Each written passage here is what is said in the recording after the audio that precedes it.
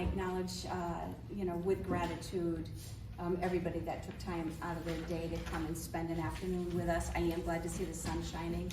I heard raindrops on my windows all morning thinking this was gonna be a little soggy.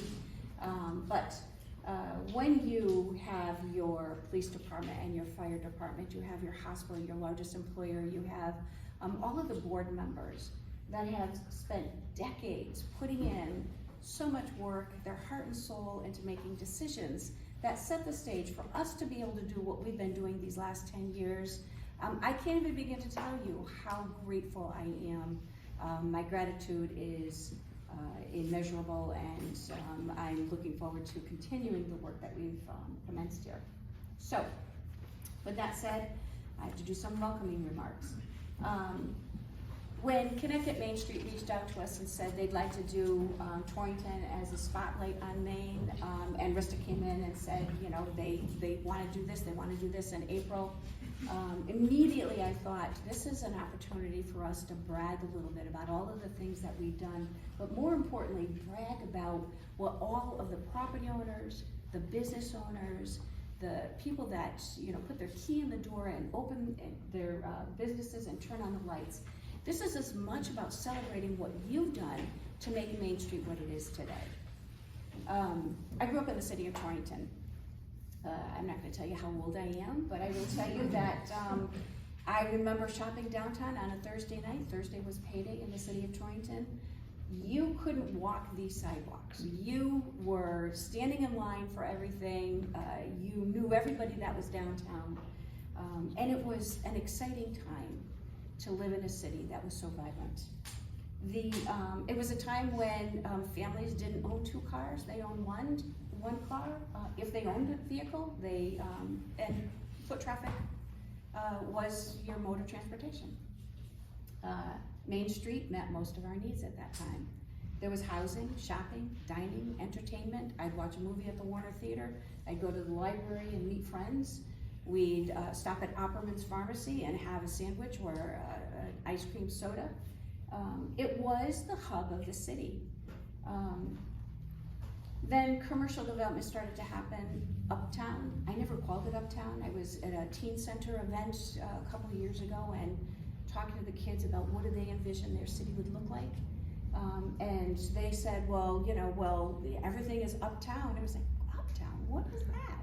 It's the top of East Main Street. For those of you that grew up here, uptown is the top of East Main Street. So, then there was the shift, that families now had two vehicles, sometimes three vehicles, and now these small homes with a short driveway or no driveway, parking became a problem. Vehicles made it easier for them to go uptown or out of town to do their shopping. So Main Street suffered. And I watched that, when I was in high school, those shops that I was accustomed to be able to go in and buy a pair of shoes or a new dress. They were struggling to maintain their existence. And people were moving out of the urban area. They were moving into the suburbs. Developments were happening on the east end and on the west end. They were vacating some of the most beautiful Victorian homes that we have on the streets that connect with Main Street, and moving out of the apartments that existed on the second and third floors above these very buildings. So I can tell you, I watched that, I experienced that high when everything happened on Main Street, and then watched it decline, and I lived in Torrington all my life. When I was elected in 2013, I knew that I wanted to bring that experience back to Main Street. I knew that I wanted my kids and this next generation or these next generations to experience what it felt like to walk downtown and know people that you were walking by, and and perhaps have a standing meeting at a restaurant or a coffee shop. I started reading as a result of this line of work that I'm in, a lot of economic development publications, and I stumbled on this one back in 2021. It's called The 15-Minute City. And if anybody in the planning world, I know Krista knows this, Krista knows, she's usually the one that's giving me these things to read. The 15-Minute City is what I grew up experiencing. everything you want or need is usually within a 15-minute walk or bicycle ride from where you live. And I knew that that's really what we needed to create in the center of Torrington. So, compact, convenient living, mixed-use development, we knew this would restore Torrington to its previous vibrancy. However, we also knew that it couldn't happen if we didn't recognize that housing needed to be modernized, so any of the existing buildings needed to be brought up to code, needed to be addressed any of the environmental issues, and made for the current, I don't want to say trends, how people live now. You know, they're living smaller, they're living, you know, leaner. So we knew that that had to be an investment that we had to focus on. We also knew that living downtown doesn't mean anything if you don't have those business opportunities that keep you downtown. You know, you don't just walk out your door and, you know, get in your car and go to work. You want to experience those things downtown. So we needed to support businesses, but we also needed to create work and opportunities, jobs. So all of this we recognize happens only through planning. And probably the toughest lesson for me as a mayor, coming from the private sector where you could wake up Tuesday morning and saying, I'm gonna make this happen on Friday morning, was learning that nothing happens that fast in government. It takes time, it usually requires a lot of planning, it usually requires a lot of public meetings and hearings. Creating this attractive, livable, workable, walkable downtown, we needed to consider what infrastructure improvements needed to be made, what zoning regulations needed to change, what building codes needed to be lightened or loosened or strengthened to ensure safety. And we knew that we needed to create a healthy business environment. So plan of conservation and development and the municipal development plan became my blueprints to accomplish the short-term and long-term development goals. Finding the right team that not only got the vision, but shared the vision was paramount to any success. And that's where I get to say, you know, when I have a team like Rista Malanka, who honestly puts in more time in this job than any mayor or selectman of any city could ever ask. And in the back of the room, I saw Marty Connor. Marty, oh, there he is. You know, when you talk about somebody who's very forward-thinking in that plan of conservation and development and zoning regulations, our police department and our fire department, they're really economic development departments. You know, nobody wants to come downtown unless they feel safe and they feel that they've got somebody that they can call or go to when they need to seek some assistance. So Chief Baldwin is here, Deputy Chief Barone is here from the police department, Chief Borden is here from the fire department, Deputy Chief Tripp. It's a familiar face. I think he has coffee in all these shops on a regular basis. And I can tell you I know when he has because he's a little more hyper than usual. But what I do hope, I want to just wrap this up to say what I do hope to be able to accomplish today is to demonstrate that this holistic approach to revitalizing a downtown requires a shared vision, good partnerships, and a commitment to an expectation of positive development, behavior, and property maintenance. It gets to be a little bit tricky, it's not all easy, but those are the things that we'd like to talk with you about today. All right, so, what's our first one? About market. Okay, so this is the boring stuff about Torrington. Or the reality check, I should say. Actually, I'm gonna read off your slide. So, what do we know about the city of Torrington? Population is, per the last census, 35,440, I think you got an extra digit in there, 45 people. We're about 40 square miles. Our median age is 45.6. Median household income is 63,000, a little over 63,000. We are the 12th most distressed environmental justice community in the state of Connecticut. And when people hear me say we're a distressed municipality, I think they perceive that to be my opinion of where we are as a community. This is actually a statistical designation that the state of Connecticut has a whole metric of measures to determine where are the distressed municipalities.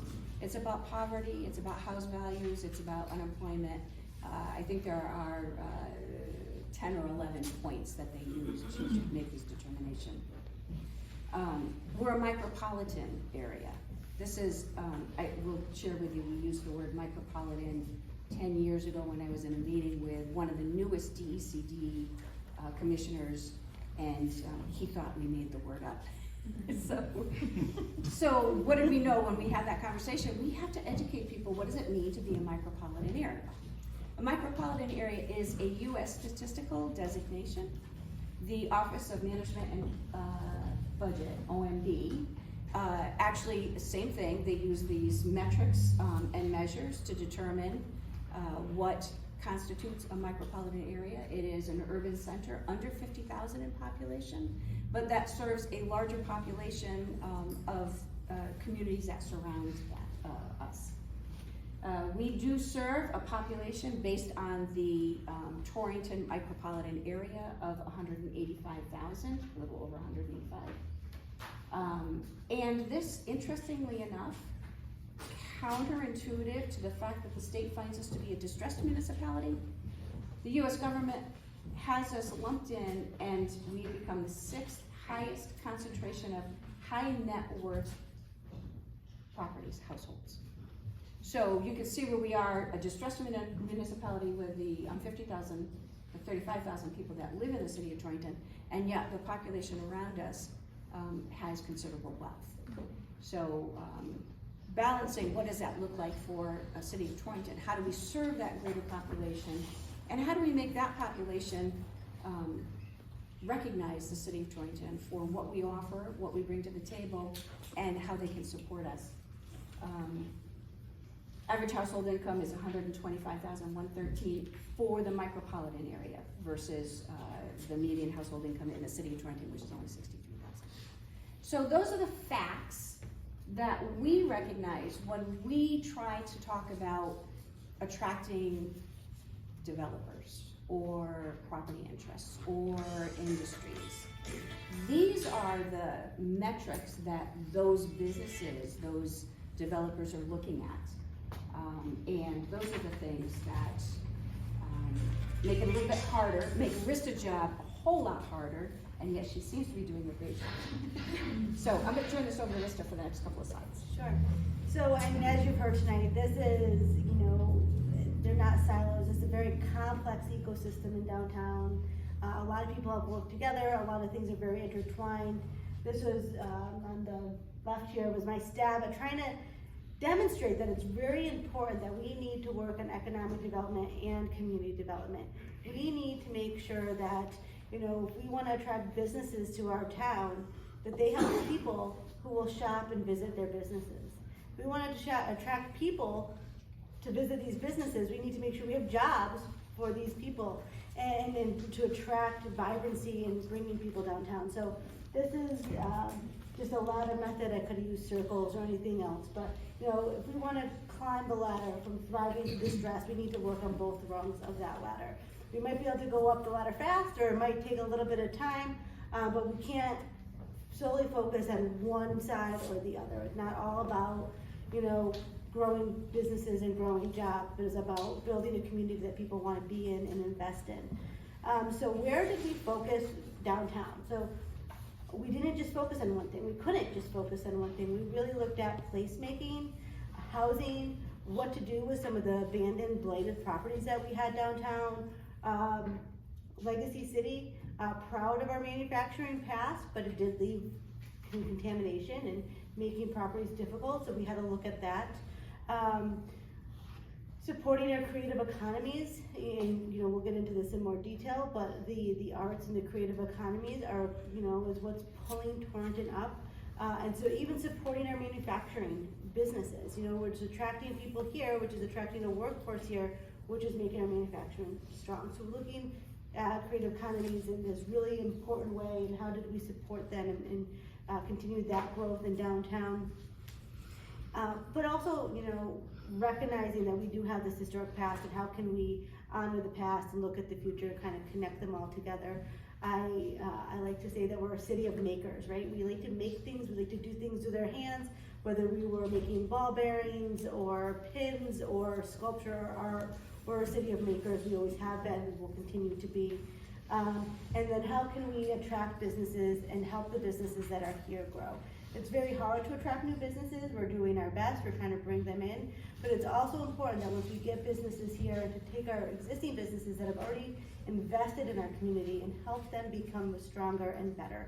We want to make sure that they're having the support that they need, the resources that they need, the workforce that they need, and we're here to kind of do that with our existing businesses as well.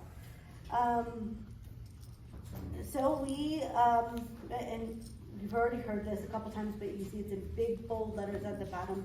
It's all about partnerships. It's about partnerships with the community, partnerships with our state. I see so many state agencies. I see DEEP, I see DECD, our legislators, you know, organizations like Advanced CT and Sustainable CT and Connecticut Main Street that are all here to help us.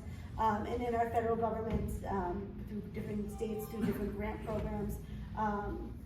We couldn't do it without everybody. So we're really good at building those relationships and talking to people and telling our story, and that's where we are. And so what we did, how we did this, and we'll kind of get into some of the meat of this now for you, is really the first thing that we focused on almost 10 years ago, and people are still talking about it, was replacing our sidewalks. So the sidewalks that you see out here on Main Street, that's not what they always look like. You can see some of the before pictures, kind of broken down curves, not real attractive looking, you know, maybe a place you would want to be, but maybe not, kind of not a place you want to linger.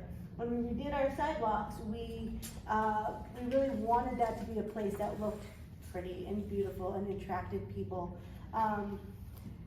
When we changed the aesthetics of downtown, we changed the way people use downtown too. We changed the way people interacted with our sidewalks and our businesses. Now instead of people parking and running in and running out, they wanted to stay a little bit. And our businesses wanted people to stay. They put tables and chairs outside. They had dining outside. They put furniture outside.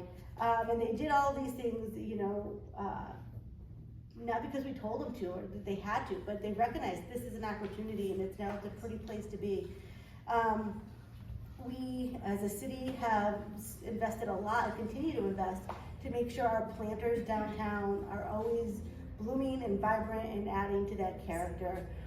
We have a street tree maintenance program, so where we have street trees, making sure that they're maintained and they're not buckling the sidewalks, and that we're keeping up on that, because having landscaping downtown is very important. We all know that.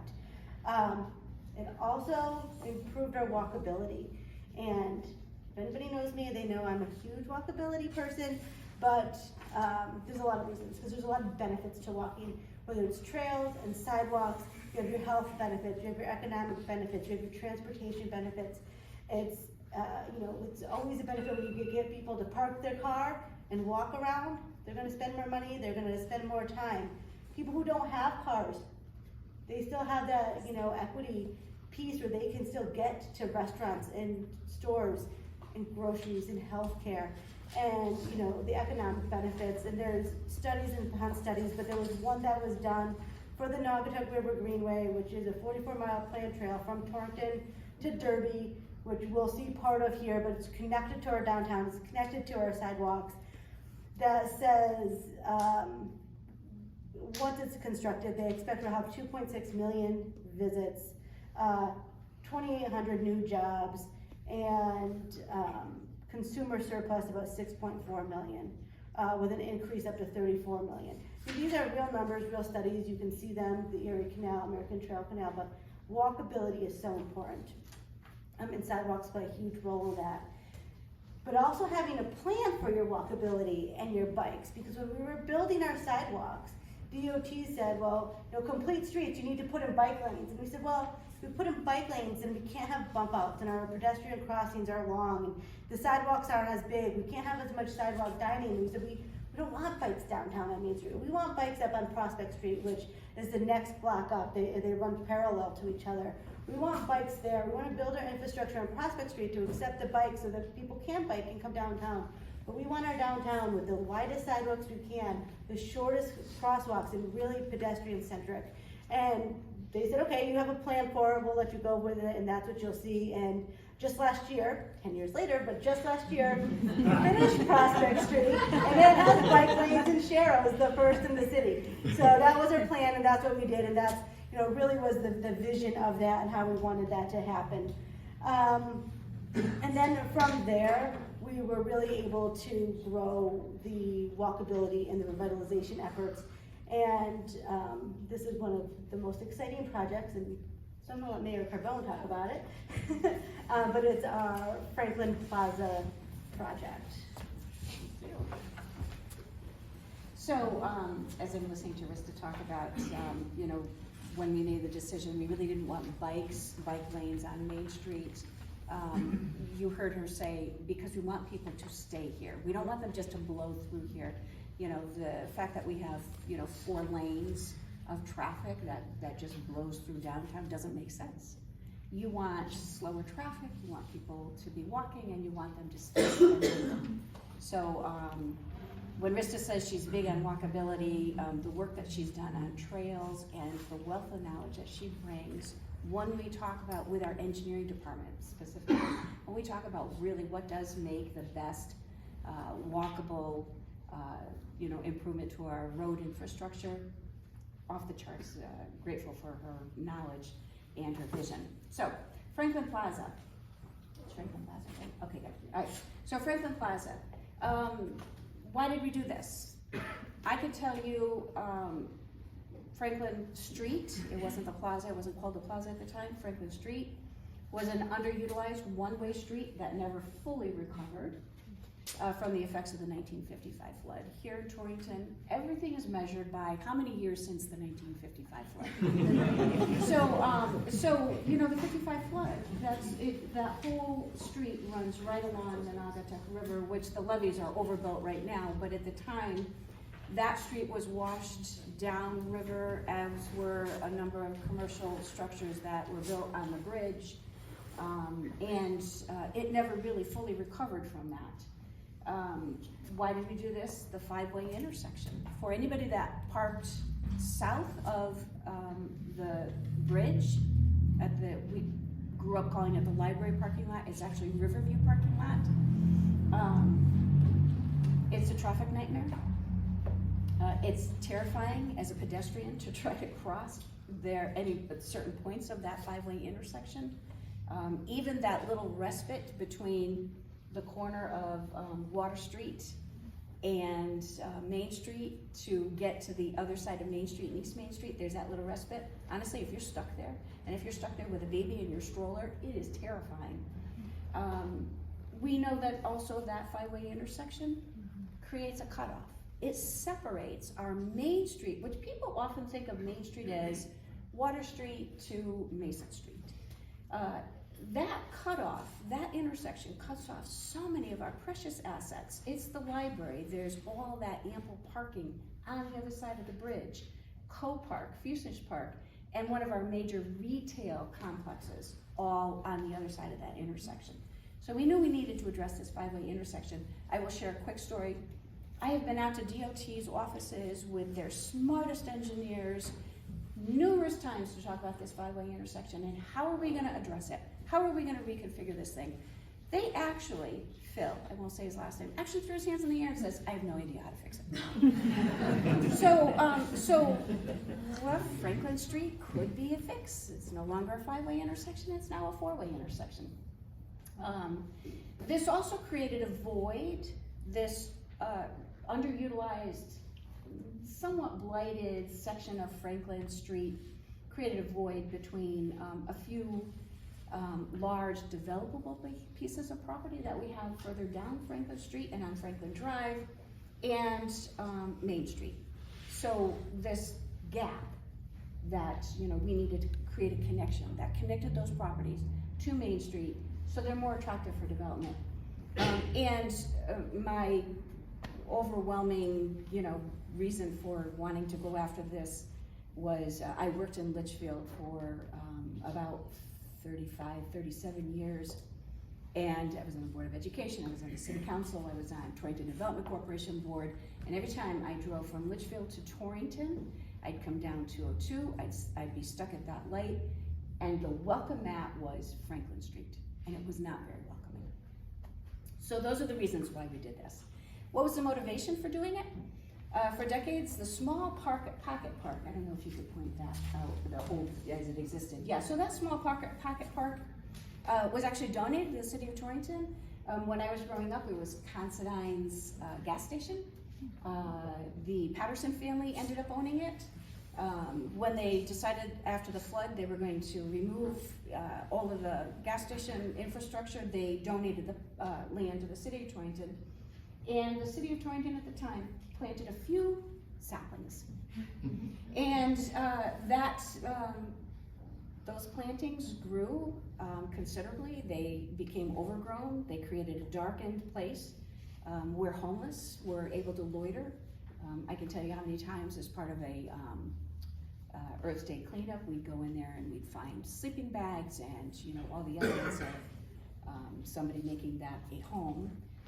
But we also know, due to its strategic location between Main Street, East Main Street and Franklin Street, that it became a convenient drive-through for any hand-to-hand exchanges.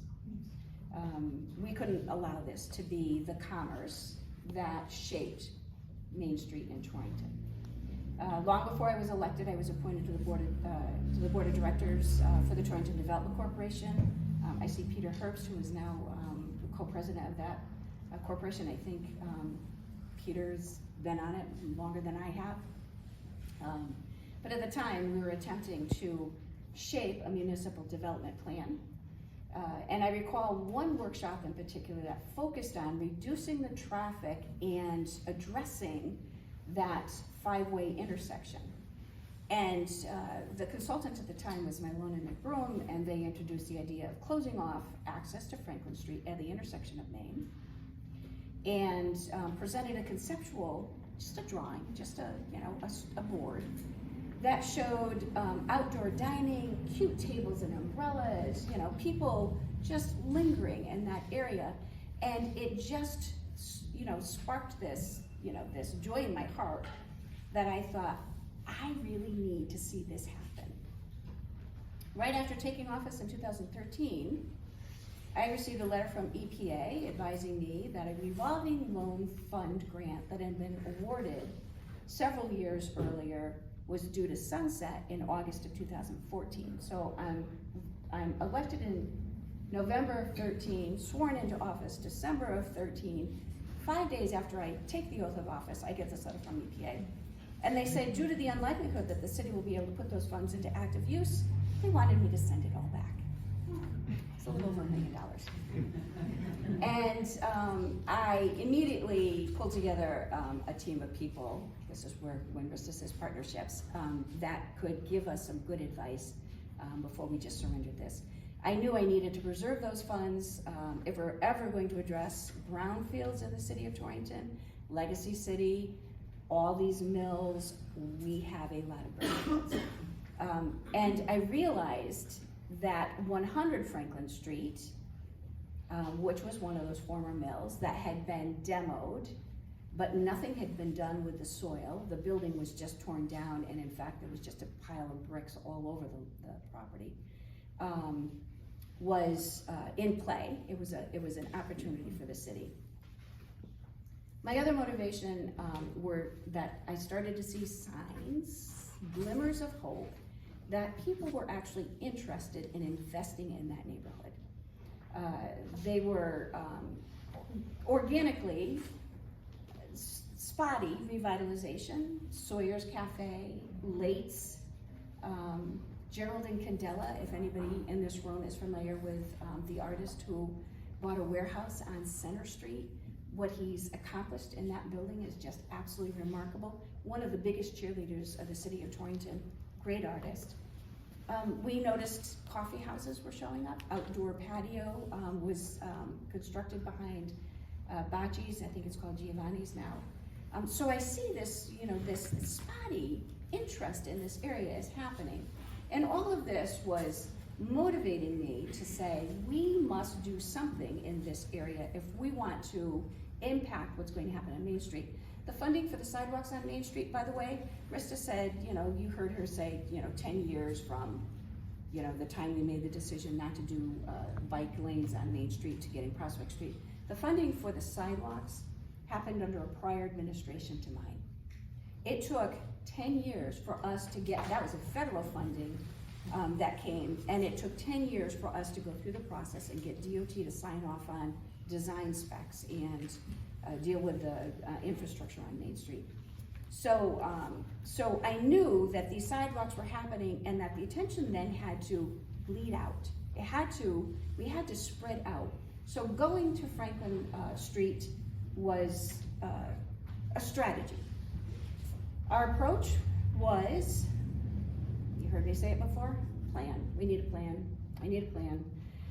So we went after a brownfield area-wide revitalization grant through DECD. It was $200,000. I am telling you, the best $200,000 that I think the state ever spent. We had immediately brought in as consultants Val Farrell from Good Earth Consulting. I think she's in the room somewhere. There she is. BL companies. We did Marcus. So this bar grant paid for so much information that helped define not only the target market, but what would be the best investment for revitalization. It was a public process. It was not always positive. In fact, there were some businesses on there that absolutely hated the thought of us changing this underutilized, blighted, almost abandoned stretch of road into something that could be more positive. A lot of negative feedback. However, I did, while we were going through this process, receive a phone call from an appraiser who happened to be out of business on Franklin Street, hired by the bank because they were considering a commercial loan. And the appraiser said, I'm here and I'm looking at a concept drawing that's just thumbtacked to the wall. What is the likelihood that this is going to happen? And I said, oh, it's definitely going to happen. And he said, the reason I'm asking is, I will appraise this building very differently if that happens than if it just continues to be the way that it is. So that was that one positive comment among a lot of negative comments that I needed to say, yes, this is the right thing for us to do. The other approach, identifying the funding mechanisms. Money's not dropping from the skies. I had to decide, how was I going to fund this? We knew it needed a significant amount of investments. When the state gives me money, I say to them all the time, you give me $200,000, I'm gonna return it to you tenfold. So I turned that $200,000 into a $2 million project. It became Franklin Plaza. We bonded, and the voters all agreed in 2018, put it out as part of a road repayment plan, and it was overwhelmingly supported. What did we learn in doing this? And you will walk down that plaza as part of the tour. People don't always understand what you're trying to accomplish. They don't always get what you're telling them. And even the best pictures don't always tell the story. And no matter how many public informational hearings you have, Val, I think you probably gave us 6 more than we paid for. There'll always be, some naysayers that just don't believe that investment is going to give us a return that we anticipate that it will. But that the outcome is always worth the angst, because once it was completed, overwhelmingly people saw and they believed. Protecting and honoring those public spaces in that whole process, part of that discussion has to be, how do we protect and honor the gift that was given to the city? That overgrown canopy of trees that became hand-to-hand exchanges, a place for the homeless to sleep on a hot, lazy summer afternoon. we had to make sure that we were protecting those spaces and actually honoring them. So we put in this meditation labyrinth where, and people actually complained about pulling the trees out, even though they were overgrown and they weren't the most attractive trees. But people believed they were the oldest trees in Torrington and that we shouldn't cut them down. So we did our best to honor that by creating this other respite, which I think the Patterson family wanted this always to be. And for every amenity that we considered placemaking, such as the electrical power that's always available to people that are visiting the park. These, by the way, these are all Marista's idea. Make sure there's electricity so people can recharge their phones or plug in their laptop.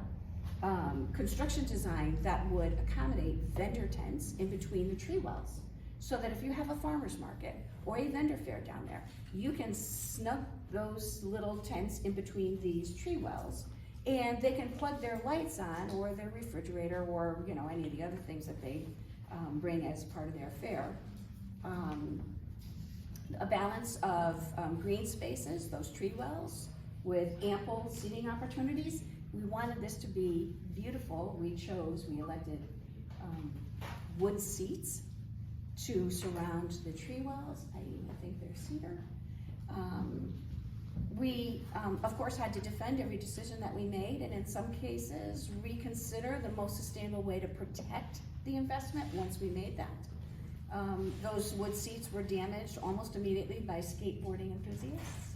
I think there was a fair amount of parkouring happening down there. And, the availability of the power became a source of one particular pop-up single element coil burner cooking opportunity, a little, that singed the wood bench, and to this day, I see the little circular singe in the bench. A piece of my heart goes to the bottom of my stomach. But we recognize that, once you make this kind of investment, you can't just build it and walk away. You now need to maintain it and protect it, and that's where I look at my police departments over there, thinking they've probably done more PR work on Franklin Plaza than almost any other street in the city. But our priority of enforcing those positive uses, discouraging the negative uses, and establishing a presence that promotes a feeling of safety and comfort, because it's not just feeling safe. You want to feel welcome. You want to, feel like this is, a place where everybody knows your name. So impact on property owners, property values went up.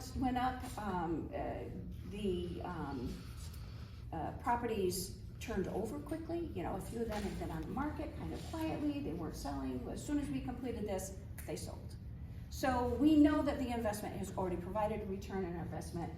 We see that in, when you see an increase in the property value, it increases your grand list, becomes, a higher tax producing property. So those are the reasons we did that. Am I on? Street. Yeah, 100 Franklin. 100 Franklin Street.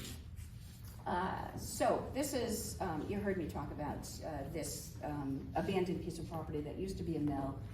It had been demoed by the property owner at the time.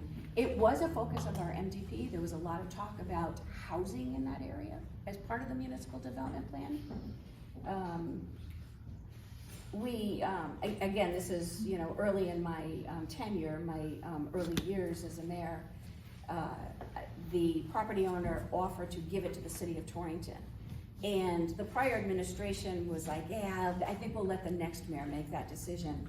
So when I took office, I said, yes, I'm going to take it. I know there's contamination. I knew there was going to be a lot of work that needed to be done to make this property developable. But I also recognized that if we didn't do it, nobody else was going to do it, and we couldn't afford to have such a key piece of property continue to lay in that dormant, abandoned, blighted condition. It was impacting the ability to attract businesses to the area, and it's right along the river. One of the greatest assets we have in downtown Main Street is the river that runs right through it. So you heard me tell the story about the EPA, that dreaded letter. Well, my immediate response was pulling in a team of people. I had Arthur Bogan from, Down to earth. Down to earth, thank you. I was gonna say good earth, but that's foul. I called Arthur Bogan and I said, you know, how do we do this? And he came in with some people that he pulled to the table, and we made the phone call to EPA from my office and said, we don't want to give you the money back. I know I only have 9 months to spend this money. I'm going to do everything I can to save as much of it as I can. And our first result, we called DECD. Tim Sullivan was the deputy commissioner at the time. Catherine Smith was the commissioner at the time. We brought in Mark Lewis from DEEP. We had a whole team of state representatives. We brought them all to the table and we said, this is what we're going to do. We have 9 months. Are you all in it? And they all said, we're in it. And from January to August of that year, we cleaned up almost 2/3 of that property and capped it. Because the challenge with brownfield remediation is if you're doing it for a residential standard, it's 4 feet that you excavate and pull that dirt out of there. For an industrial standard, it's a couple of feet and you cap it. Just because I was trying to save this revolving loan fund, we did the most we can, you know, to accomplish the remediation with the limited time, and we ended up with a parking lot over there, which served an excellent purpose. It did support a few small businesses. EPA invited us, the city of Torrington, out. I went out there with prior economic development director Aaron Wilson to a conference in Chicago, and we presented, because these revolving loan funds, they were failing everywhere across the country. And they wanted to know, what was your secret? Why, you know, how did you make this happen? And can you share with other municipalities? And I said, you know, the success of the story isn't that we cleaned up 2/3 of this lot, or that we have a brand new parking lot. The success of this were the partnerships we had created. The success was, we had every state agency at the table with us. I had members of the team in Torrington, our engineers, our land use office, our economic development office. Rista at the time was in land use and bringing all of that experience to the table. That was a success. We created a team. We saved $675,000 of the million in 9 months. That to me was just almost miraculous. Trying to get the community to understand, you know, part of that then became the impetus for an additional $1 million of grant funds that DECD said, here's $1 million, go ahead and finish cleaning this up. But the grant came with strings, restrictions, and those restrictions were develop the property or prepare the property for affordable housing, because there's a desperate need for housing. Incorporate the trail. They wanted to make sure that that trail was a part of the development. And it had to be mixed use. They wanted housing, but they also recognized that all the successful downtowns have commercial space on the first floor and housing on the second. So we accepted the grant, we got to work. It took us almost 4 years to move that project forward. Daunting, to say the least. I will say, for anybody who's out there and looking at those grants, and when you see those strings that may be, or restrictions that come with that grant, sometimes they can appear to be a negative, but more often than not, they're positive, because a lot of people don't understand when you say affordable housing, they don't understand what that means. They don't really fully understand what it means. And when I say, but we took this grant and those were the restrictions with the grant, it was easier for them to understand, okay, now I know why you're going down that road. Is it what? About 5 minutes left. Oh, I'm good. Are you going to talk about what we got with Penrose? Yeah, Let's see all set. actually, why don't you? Yeah. All right. So we got the Brownfield grant, we went out, we wanted a developer, we wanted a project, and we solicited a developer, Penrose and the Cloud Company that came, and we worked with them with the grant. We were able to bring them on board. We ended up with exactly what we wanted, 60 units of mixed affordability, which ended up being more than we wanted, because we ended up getting supportive housing units out of there. 1,100 square feet of commercial space in Naugatuck River, and replacing the whole streetscape. with our improvements, as the mayor said, on Franklin Street and the plaza, all of the utilities were undergrounded. And we now have a brand new aerial that looks like this with the riverfront development, the plaza, the new parking lot, and much different than 5 years ago. But so that's housing, that's building new housing, building affordable housing, that's really important, but that's not the whole story in housing. We just did our affordable housing plan and study, and the #1 goal through that affordable housing plan was adaptive reuse. We can't just keep building new, we have to preserve our existing buildings. We have to reuse our second and third floors. So, Mayor mentioned Marty's forethought, and our zoning regulations really support this. Housing on second and third floors is as of right, is at a site plan, administrative approval. So if you wanna come in at downtown Main Street and you want housing on your second and third floors, city planner sign off, you don't have to go to boards and commissions. We've eliminated a parking requirement, so we're gonna rely on municipal parking and continue to build municipal parking to support that vibrancy in downtown. And we're really encouraging mixed use. And then recently, just a few months ago, we also eliminated our density requirements downtown. We still have some height limitations and different things, but we really wanted those properties to be built the most effective way as possible, not let zoning dictate, but really let the market dictate that. So we have very compatible zoning regulations that encourage that mixed use, that adaptive reuse of living downtown. We wanted to make sure that it was active and vibrant, and the people that were living there are visiting our businesses and walking around and visiting and supporting the local business. And we have some great examples of this. So 104 Main Street, which we'll walk up a little bit and see, but there's the before picture. It used to be a furniture store, it was vibrant, active. As the furniture store closed down, the building didn't move, it didn't sell, it sat there. It started to look like this. New developer, also in the room, saw Torrington, saw it's gorgeous possibilities, and said, I'm gonna buy that building. And he bought that building, he fixed the facade, restored the historic character, built 16 studio, 1-bedroom apartments. We now have a dance studio in there, an available commercial space, which isn't leased yet, but you would never know it because the storefronts are active and there's art and they look vibrant and they're great. And that's what we want to encourage. The same property owner has 3 other buildings that he's working on, 24 East Main Street, and there should be 34 East Main Street. We'll take a look at those when we do a tour. Attracting a brand new restaurant like Torrington has not seen before, Geppetto's. The owners are from Brooklyn, had a restaurant in Brooklyn. COVID kind of moved up here and became their new home for this restaurant, which is hugely successful, attracting people from throughout the region. Encourage you to visit if you are in the mood for Italian, but you'll see the transformation of those buildings as well. And now we're looking at 11 Main Street, which again has an active front commercial space. The second and third floors are not, they're uninhabitable, but changing that around to be another 17 apartments. Of those 20 apartments he has right now, those tenants are downtown.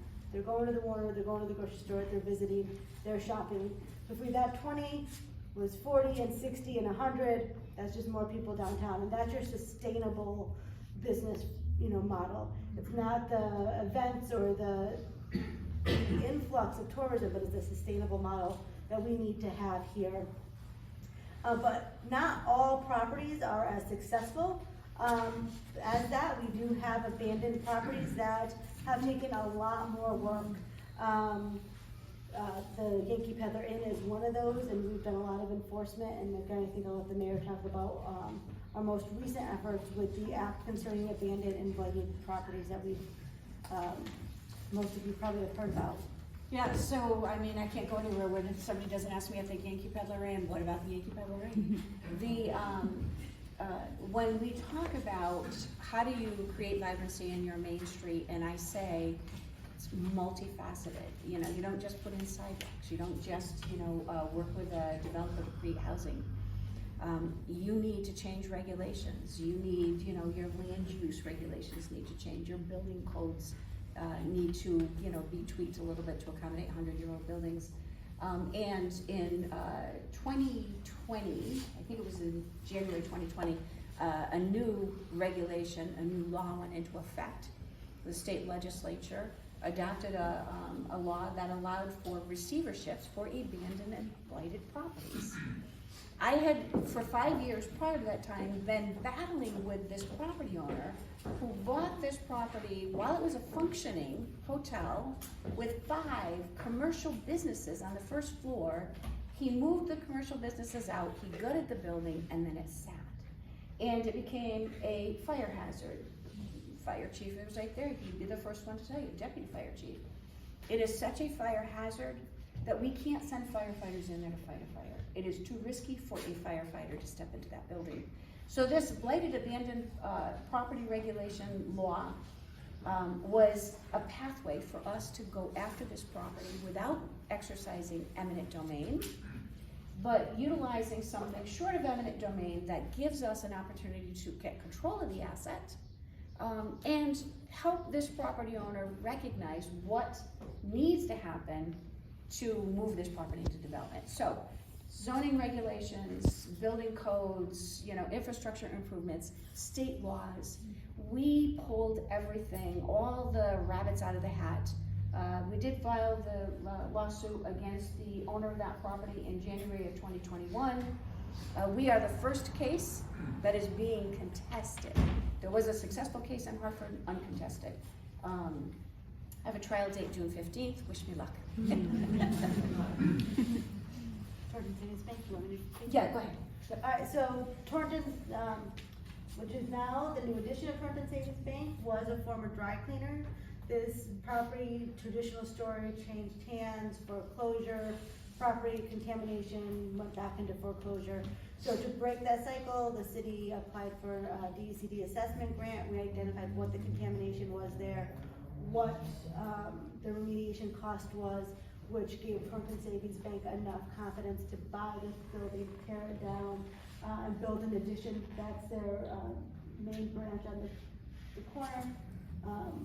And you can see over there the new building and branch. So sometimes it requires a lawsuit, sometimes it just requires a little bit of money. But when you do have abandoned properties or blighted properties, the city needs to really step in and find out what's going on and how we can help with that. And I would just add to that, you heard me say earlier, if the state gives me money, I tell them, I will return this to you tenfold. This is a perfect example. I think we got $100,000 for that assessment work. I don't know if I'm oversharing. Torrington Savings Bank built a $5 million building. So I think my record for returning to the state tenfold on their investment in the city of Torrington speaks volumes with these projects. So I want to switch gears a little bit from housing and brownfield to the creative economies. And Torrington was the second cultural district established in Connecticut. There are now 5, and I hope that there are more. We are very fortunate to have some really strong acres. A lot of communities have 1. We have 6. The Warner, 5 Points, Nutmeg, our Historical Society, Kids Play, and our Northwest Arts Council. While they're not same destination, they're a huge advocate for our arts organizations and our artists, and really help build the vibrancy downtown. When we talk about a cultural district and the benefits of a cultural district, I use the analogy, before the cultural district, we were all kind of into the same boat, but we were all rowing in different directions. But now we're in the same boat and we're kind of rowing in together. We're getting a little bit further. It's similar concept as heritage areas and all these different things. When you market and promote as a whole, everybody wins. And that's really what we are starting to see. And just in the creation of the cultural district, brought partners together and everybody and got us kind of more in the right realm. So we're very excited for that. And we're, the History Museum itself is great, but they were also instrumental in getting the historic district established downtown, which has preserved our historic buildings and our historic downtown feel. Number of Art Deco buildings we have downtown. So that is very important and part of our culture that we like to see. Another forward-thinking thing with our zoning regulations, art is not just, paintings or sculptures, but, woodworking and glass blowing and light manufacturing is all arts. Like I said, we're a city of makers. We work with our hands. So our zoning regulations were changed to allow light manufacturing downtown. So we really wanna encourage people who are making things, whatever it is, you know, maybe not your full-scale manufacturing facility, but a light manufacturing use to be downtown. It's attractive, people wanna see it. People wanna take a look at what you're doing, they like watching people, they like that interactive experience, and we really want to encourage that. And our zoning regulations now allow for that. You know, we are also, from a city perspective, sometimes the best thing a municipality can do is get out of the way and let the people who do what they do it the best. So we, through our ARPA funding, we created a community impact grant. We had our first round of grants go out. We designated $875,000, $220,000 of that went directly to the arts in downtown, supporting them to do what they do and do it better. So we're proud of that. We love the arts, and as I had mentioned before, it's not just because the arts bring in tourism, but the arts bring in people, and the arts support our business and our workforce and our growth. Public art is a big piece of all of that. But you know, we've done really great. We have a lot of public art. We'll walk around, we'll look at some of it. But we've also had some challenges with it because we were so excited to get it up that we didn't think about the long-term maintenance. We didn't think about what happens when it's lived past its usefulness. We didn't worry about making sure we had the proper agreements in place.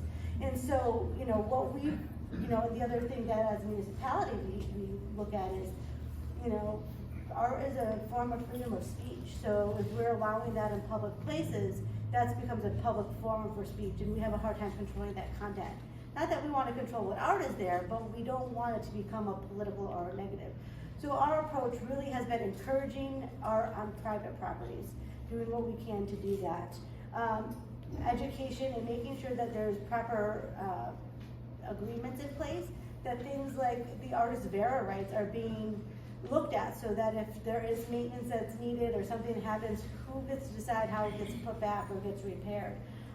Artists have a lot of say in that, and they should. And maintenance costs, and how long is this supposed to be here? Is it supposed to live indefinitely and continue to be maintained and repaired? Who pays for that? So vibrancy has so many benefits. You know, our public art has so many benefits. Vibrancy, increased tourism, creates that uniqueness of a place. So we really want to encourage it. We want art, but we also want to make sure it's done in a positive way, that it doesn't cause negatives. And we'll see some of the different art as we take our walk. You know, lastly, I'm just going to talk quickly about the business attraction and growth. This is so important.